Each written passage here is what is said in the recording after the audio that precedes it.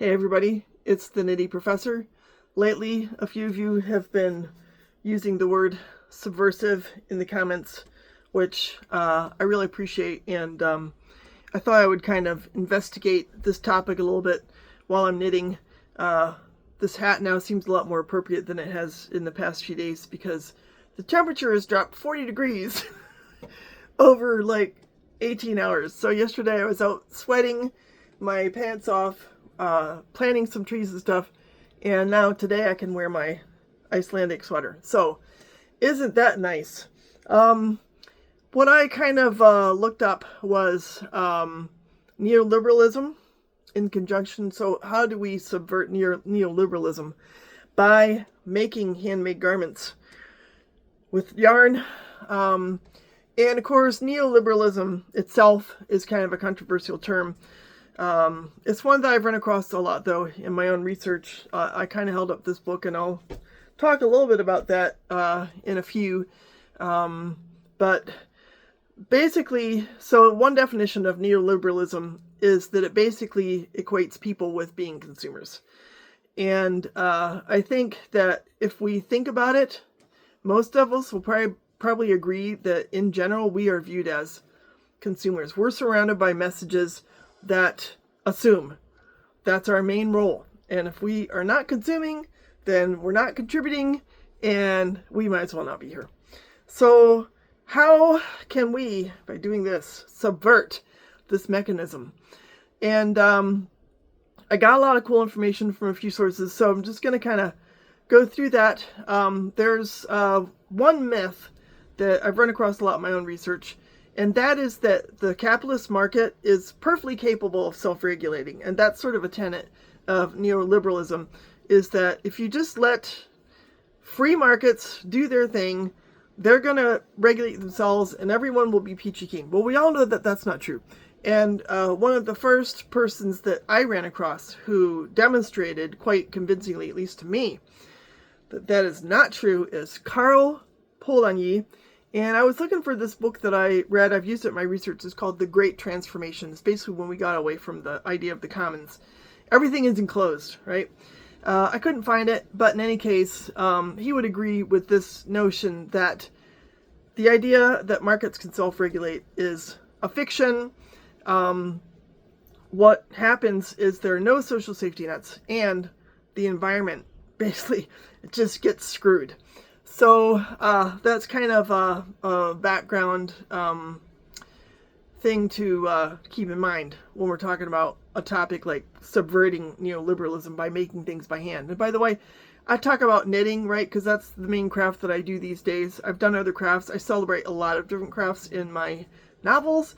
I'm also a spinner. If you crochet, if you spin, if you felt, if you do woodworking, if you do metalworking, if you're an artist, just include yourself when I say knitting, because I think it applies in many ways to all of those crafts. So when we are doing this, making something slowly by hand, we are resisting efficiency. We're resisting commodification, right? Because I got the yarn. I did buy it. I think I actually purchased this at a yarn festival. However, the labor is just me doing the labor, and then that's it. I'm going to wear this hat. I offered to make a hat for my daughter, and she said, no, I have plenty. So I'm like, okay, I'll just wear it. No problem. But I'm not going to buy a hat. I mean, I'm just not. It would be stupid. I can make much nicer hats. So I'm resisting commodification. I'm also resisting isolation. Whenever I do this with a friend, or even with you on YouTube, I feel like more and more like there's a community forming around some of these ideas, and not just with me just spouting stuff off, but with you talking among each other. And, you know, that's really cool. Another thing we're resisting is profit over people. So I see that all the time. My son recently worked at one of those big box stores, and you know, it's all about money being funneled up high. His performance was evaluated by a manager who, if he improved his performance, the manager would get paid more. Are you kidding me? Really? If he improves his performance, he should get paid more.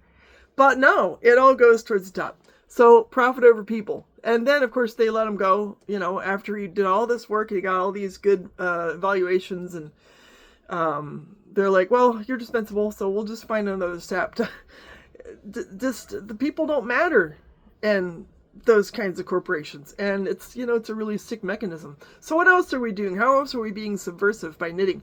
We're rejecting mass production. We're thumbing our nose at it. Mass production, you don't matter. We're thumbing our nose at consumerism and rejecting disposability. Would I just throw away this hat after I went to all the trouble of knitting it after 6 months like I would with an H&M top? No, of course not, because I know exactly what went into it. I know everything about it. The yarn I picked, is locally made. Have a good idea of how the yarn was produced, and I chose it to suit my taste, my wardrobe, etc., my size, everything. It's all about the meeting my needs, right? And obviously I'm not going to just throw that away. We're also prioritizing the use of something over its exchange value. As you all know, I do boot videos too, and from time to time I'll mention the sneakerheads. My son used to follow people like that because he was kind of interested in that whole phenomenon. And it was just crazy to think that people would they would like buy all of the Yeezys off of some site and then immediately mark them up by 300% and then resell them. And then people who would buy them would put them on the shelf and say, yay, I have Yeezys. Why? That, all it's worth then is the exchange value. There's no use to it. So we are resisting this idea that exchange value is all that counts. Use, that's what counts. Our garments that we make are meant to be worn. They're meant to be loved. They're meant to be worn out. They're meant to be destroyed over time by using them, loving them, getting every lick of possible use out of them. We're also interrupting the buy more cycle. So when you take the time to make something like this, number one, I'm not out shopping, right? That's a good thing. And I have to think about that, because I've gone through phases where I've gone out and shopped and I've just really enjoyed it.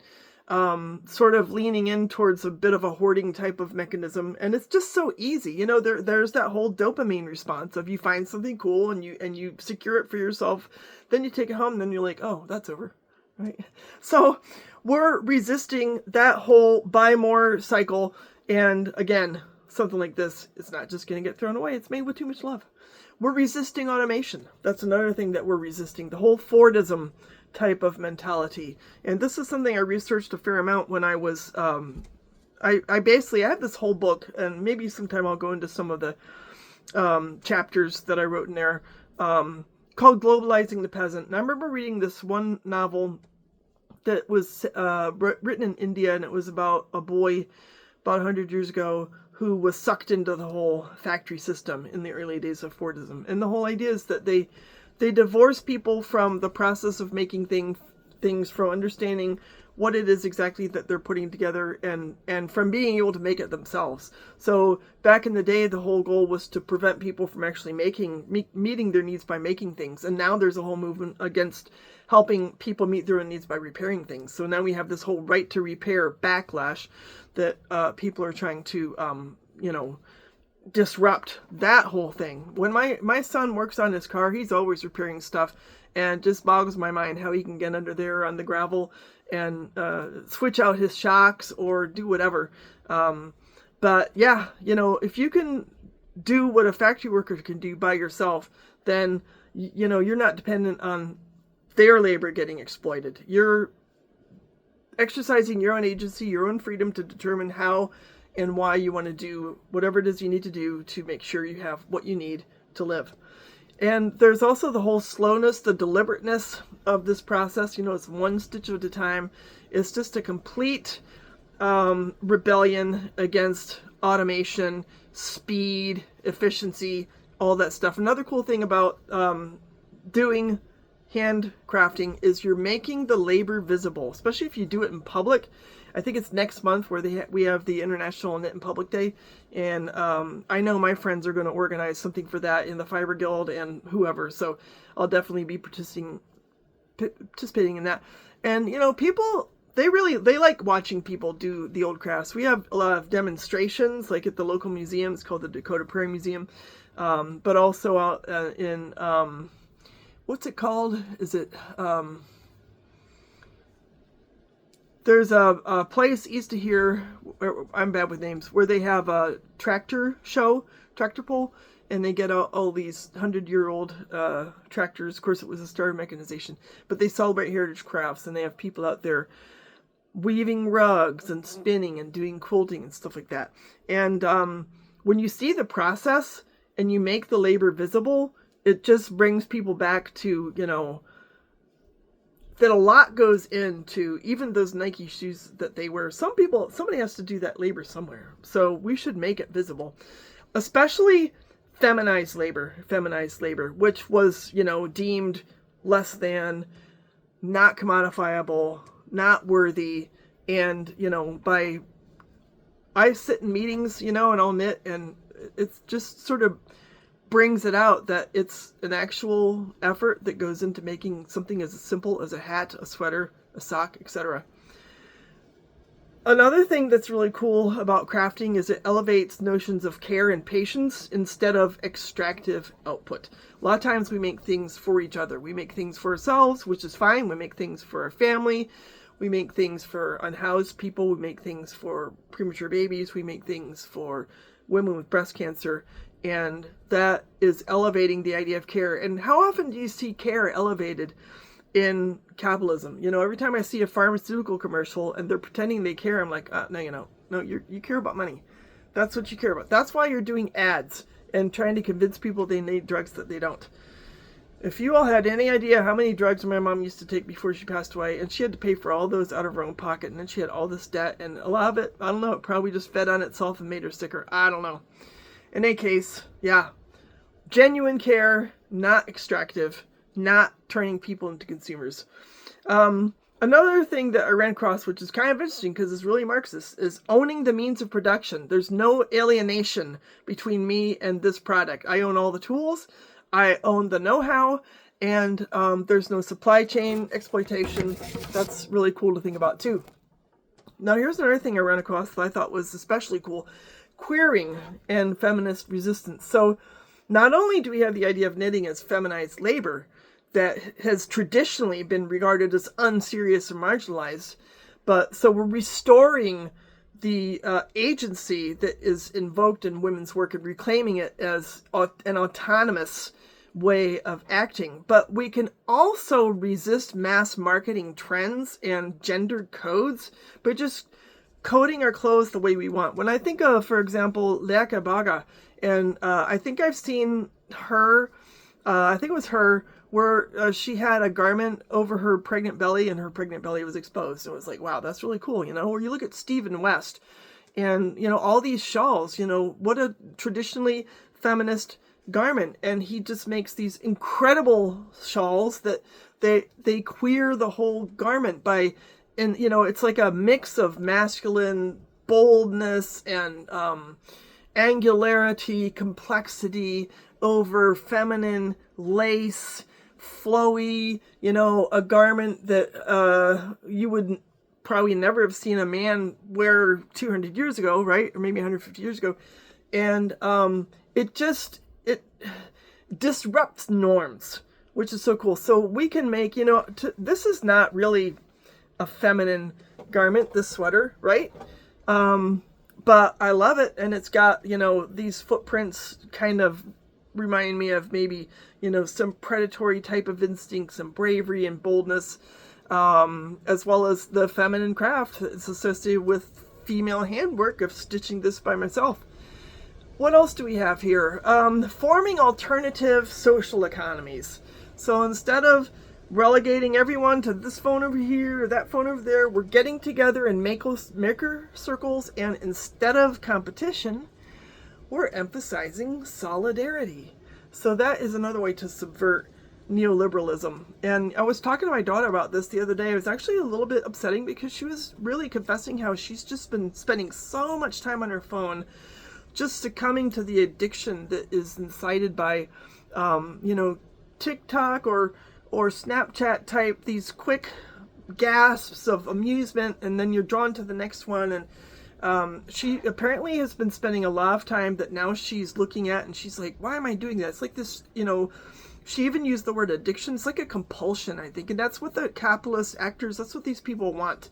I use those apps, but I don't just hang on them for dear life. I sit and do this way more than I'm sitting on my phone, or I'm writing, or I'm out gardening. Lately I've been planting trees and planting flowers and weeding, and it just feels so good. Even though it's a 40-mile-per-hour wind, it's still, there's something about being out there that just feels human, So yeah, solidarity.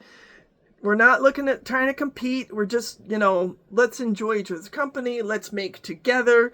Let's engage in a common activity that links us, that connects us, that ties us together, that doesn't draw us apart and isolate us. Another thing that is included in this whole concept of disrupting neoliberalism, I was saying before how neoliberalism obviously it discounts the environment. It discounts nature as having any agency whatsoever. But by doing this, I'm using wonderful wool. This is from Brown Sheep, and I have a good idea how they came up with it. It's biodegradable. It's sustainable, right? This is a kind of environmental resistance. We're using renewable fibers. A lot of us will go out and we'll frog some other sweater, or maybe a previous sweater that we made, and we'll recycle.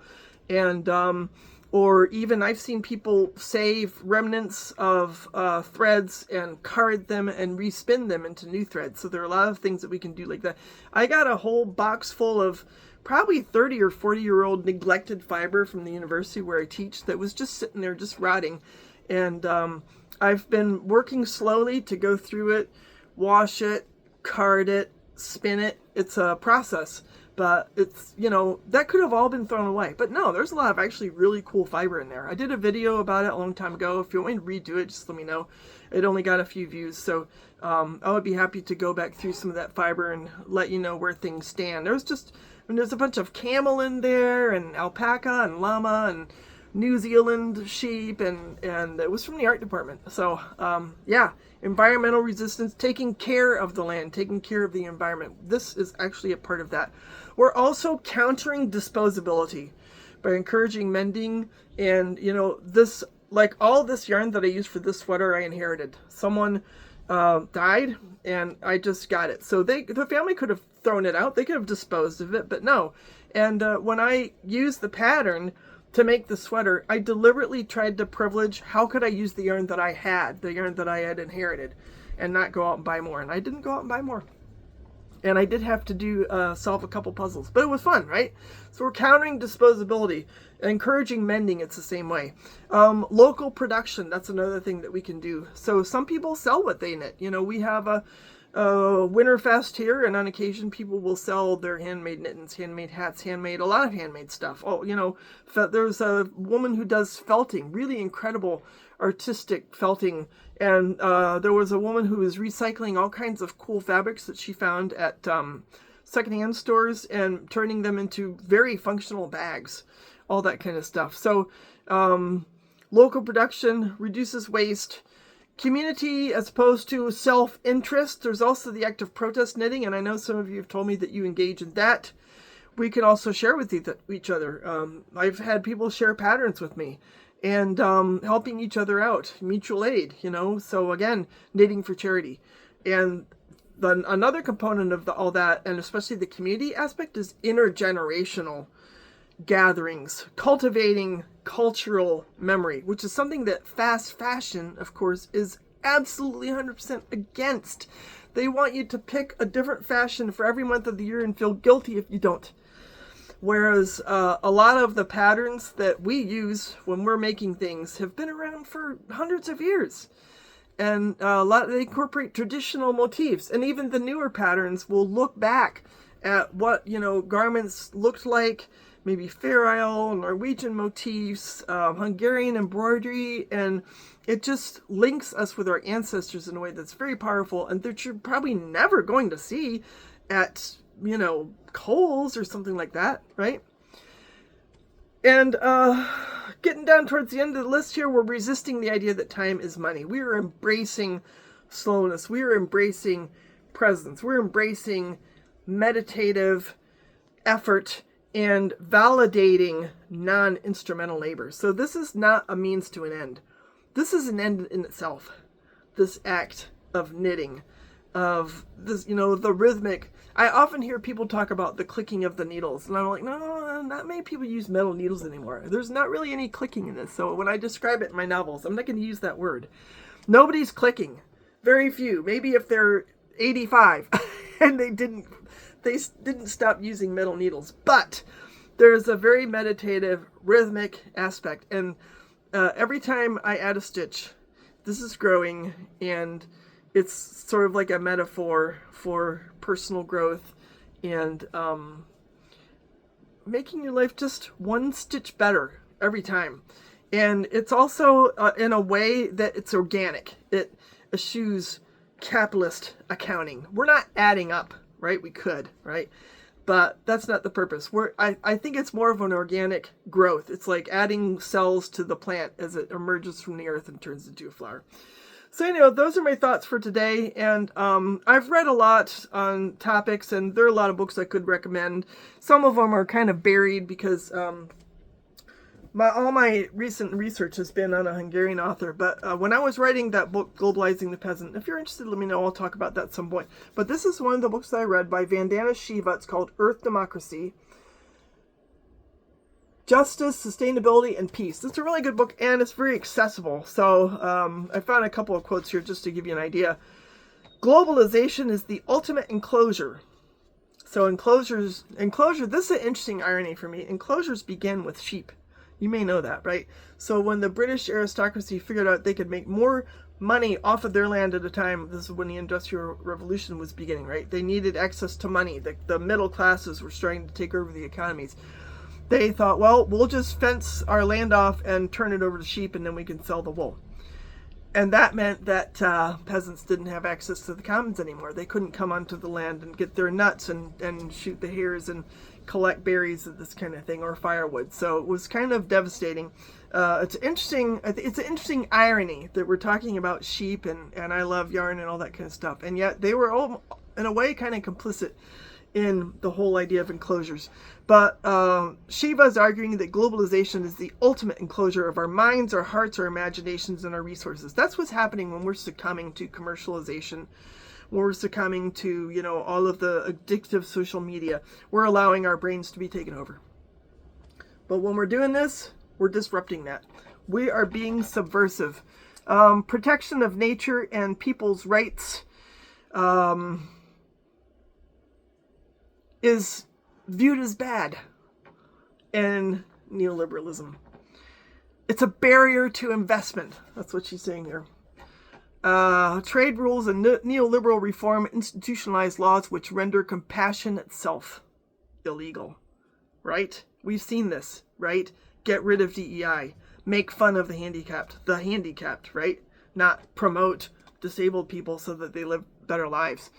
A violent economy which looks more like warfare, both in its methods and its results. Look out there, right? You look at the fires that occur, and people are like, yeah, it's a war zone. The hurricanes, the tornadoes, it's a war zone. We're at war with the earth. But when we're doing this, we're at peace. We're at peace. We're promoting justice, sustainability, and peace. So I'll link this book to the end of the video. I look forward to your comments, your thoughts, your additions. Maybe you have other books that you'd like to recommend. At some point, maybe I'll talk about The Great Transformation. It's a lot harder to read than Vandana Shiva, but certainly worth it. Yeah.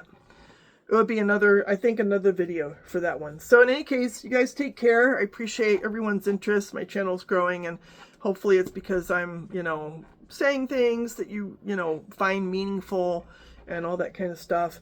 And just keep knitting and keep connecting. Y'all take care. Bye.